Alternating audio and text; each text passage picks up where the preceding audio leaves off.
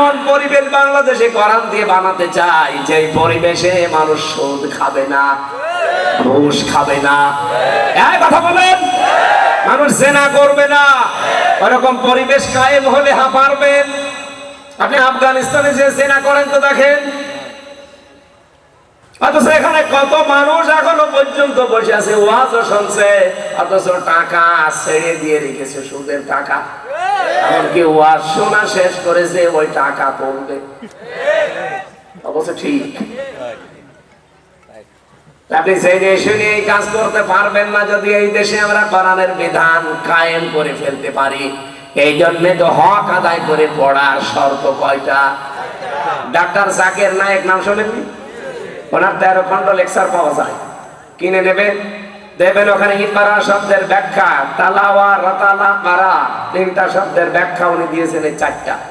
আল্লাহ বলেন উলাইকা ইউমিনুনা বিহি, যদি এই 4টা শর্ত মেনে কেউ আমার কোরআন পড়ে তার হক আদায় হয়েছে, আর এরাই আমার কোরআনে বিশ্বাসী। ওমা ইয়াকফুর বিহি ফাউলাইকা হুমুল খাসিরুন, যারা এভাবে পড়ে না, শুধু সওয়াবের নিয়তে পড়ে, শুধু বোঝে, শুধু নিজে মেনে চলে, কিন্তু মানুষ যে মানবে সেই পরিবেশ তৈরি করে দেয় না, ওরা আমার কোরআন বিশ্বাস করে না, ওই মানুষগুলো ক্ষতিগ্রস্ত।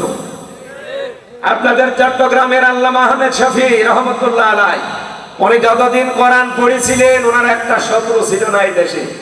যতদিন বুঝেছিলেন একটা শত্রু ছিল না, যতদিন নিজে মানতেন কোনো সমস্যা ছিল না। যেই বলেছে না এই কোরআনের বাইরে নবীকে কেউ গালি দিলে আমরা তার বিচার চাই, আইন চাই, তখনই তার নাম পর্যন্ত পাল্টিয়ে গেছে তেতুল হুজুর। তার নাম কি তেতুল হুজুর? কত সুন্দর নাম দেখেছেন না, আহমেদ শফি।